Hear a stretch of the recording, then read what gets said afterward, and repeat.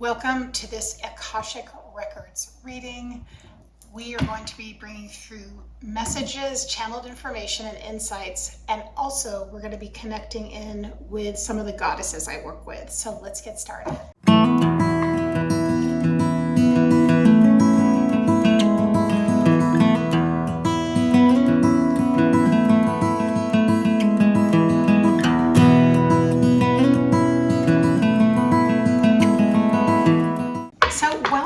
If it's your first time coming to my channel and you've never seen a reading by me, I'm so excited you're here. And a little bit about how I do these readings. So I have been a psychic medium and an energy healer for quite some time. And I also work as a Magdalene Priestess. And so what that means is I'm always bringing through information, guidance, and wisdom channeled in these messages to help you on your spiritual path throughout your life for your highest good and for healing. So I do that and keep that in mind. And as I'm tuning into this energy, remember these readings are always timeless. And so they'll find you just when they are meant for you. All of the timestamps will be below. And let me know in the comments if you enjoy this reading. So I'm going to tune in. And when I'm tuning in, I'm also tuning into your energy field collectively. And this is meant for the people that listen to this, that find it and that connect with it, and it will bring forth a message that will really help you. So I just have to say something. As I'm in this energy, and this might be for some of you feminines, some of you divine feminines, if you identify with that, I'm feeling a lot going on in the lower chakras, in the lower part of the body, also referred to as the womb space. And this can be several different things. So there's a lot of activation right now for many of you because you are clearing out a lot of the heavier energies related to the negative masculine energy, the toxic patriarchal energy, and the things that have really kept you stuck and blocked, where you've been synthesizing information, probably, and energy, I should say. It's more energy. You've been taking on people's energy for not just from this lifetime, but for millennia. And so you're just at this point where you're starting to recognize the way I feel is not me. The way I am perceiving this situation has nothing to do with my energy. Some of you are also beginning to understand how you feel over time, that maybe some of the masculines in your life have almost branded your energy. And what I mean by that is that they have put a territorial stamp on your womb space, claimed it as their own. Something I want to also let you know, now as a priestess, when I work with clients and in Sacred Circle, we clear out these energies so that we can bring forth and allow what is innate to emerge within you. And so that often means we're clearing out this energy that's from past lives and also ancestral things that have happened to you in your lifetime in this incarnation. And so the energy here is very much connected to that. So we're going to get you started. And I'm being drawn. I always follow where the guides are taking me. And I do work with my own guides and other deities I work with, but I also work with a group of goddesses that are known as the Rose Council. And we'll talk more about them over time. And feel free to ask me about them in the comments. So just to let you know, I'm cutting the deck here and I'm getting two specific cards here. So I'm getting the King of Cups energy, which as we know relates to emotion and relationship. It can be someone who's a bit more evolved emotionally, who's probably pretty good about sharing their feelings, that they can understand your feelings, and that they have a range of emotion. They're not boxed in. But also we have the Ten of Wands. So this is this burden that more than likely you're carrying. Now, part of this experience, this reasoning of the burden, but then also the evolution in the cosmic blueprint with this a higher version of a masculine, emotionally open and mature masculine who's wise means that you are, in fact, let's say you're in a relationship with someone and they are more ascended, they are more evolved, they're a better version of the people that you've partnered with in the past, even if these are friends or people you're dating, or if you're a male dating a male, there's a more evolved version, right? But you still, what happens is when you meet someone who is more evolved and someone closer to what you want, the thing to know is sometimes what's going to come up is things from your past. And again, it may not be anything from this lifetime. So you are going through what I'm going to call is like a karmic clearing in this relationship or this connection. And that's just happening in your energy, in your blueprint. And you'll notice it in your chakras. You'll notice it in your moods. Your emotions are going to be elevated during this time. So there's a lot going on. So we're going to just pull out, I'm hearing from the guides, we'll pull out 4 cards. I'm also going to see what goddesses are around to give us some wisdom. So I'll just tune in and see who's coming forth. I feel an older, mature goddess coming in, someone I would consider to be wise. Let's just see who this may be. I'm going to give you the characteristics of this goddess first. She feels that she's European descent, possibly she's Norse, but she also feels as though she has a maturity. Okay, I got it. So this is actually feels a lot like Frigg, who is Odin's wife, and she's patient. She is has a steely resolve because after all, she's married to Odin. So that in and of itself is a challenge. You have to hold the level as a goddess of a very strong masculine, and you in yourself have to be a strong feminine. I think that's why she's coming forward. And she is represented here in the Queen of Pentacles, right? The Queen of Pentacles is very grounded, very stable, very reliable, not very flappable. And so this is part of the energy I'm hearing that you're learning to emulate and tune into in your own sort of marking your DNA and who you are, but also you're calling forth those own feminine mentors you've had throughout your life, whether you're masculine or feminine, remember, and you're getting this wisdom, this guidance from them, and they could even be in the spirit world, but you're at this point where you're needing that extra bit of support and encouragement, because you're changing and letting go of old patterns and things that no longer serve you. But sometimes you need someone in your corner who feels very stable. And Frigg, this Norse goddess, she has that energy. She's very stable, she has a practicality to her. So if you in fact have maybe you have a grandmother in the spirit world or a spirit guide who feels very grounded, is helping you feel as though you're not, that no matter what the change is going on for you, you're going to be okay. That's what I'm hearing there. You're going to be okay. Now, the reason I'm also saying that is because this is coming right next to the 3 of Wands. The 3 of Wands has to do with possibly going out, traveling, new experiences, new passions, and changing things. So if you're, say, for example, leaving a relationship or leaving a place where you felt really stable, or growing and maybe trying out a new part of your career, maybe you're going to graduate school, just sort of going out of what you had before, there's a need to feel that sense of stability. There's a need to feel grounded. And especially if you're not leaning on, again, I'm going back into this, like the womb space, if you're releasing the fears, the entrapments and the cycles that kept you stuck in a pattern, maybe in relationships or situations that weren't for your highest good and kept you feeling smaller, that would make sense why you're calling upon an energy like Frigg's to anchor you, or in fact, a grandmother. This does come forth for me too here with the Page of Pentacles. Definitely is when we're in a time of, like, we are learning something new. We are in the apprentice stage. So that often looks like we want to invest in something new. We want to learn something new. We want to build something new. It could be you branching out on your own, starting your own business, things like that, growing in a certain way. But it's very interesting.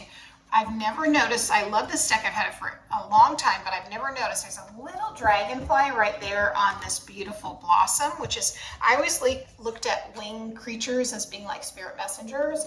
So that's, again, a sort of like someone in the spirit world helping you right now. Along with the Six of Pentacles, again, I'm seeing like a little tiny man right there. These are, I feel like spirit, spirit communicators, spirit helpers, reaching out as we're going through this process of growth and ascension and change, that we have someone in our ear just helping us. Now, I do mediumship readings. And by the way, if you're ever interested in getting a private reading, all the links are found on this page. You can easily grab them. As well as the other things that I offer. And so there's this connection. I feel like this is partially when we lean on our loved ones in the spirit world or our guides. Often it's because we're in transition and we want to feel that sense of security and stability, or we're not sure what comes next. Six of Pentacles definitely feels like it's an energy of giving and getting something back from a dynamic, typically with someone that you're comfortable with, where you feel like you need that support and help, and you're in turn giving that support and help. So that's a really nice energy and dynamic. And let's continue on this reading, see which direction it's going in. We have the Two of Cups and the Lovers card coming in. Two of Cups is definitely first and foremost your relationship with yourself. Your relationship with the intuitive part of you, the divine feminine part of you, and then the masculine part of you, which is the action step. So both of you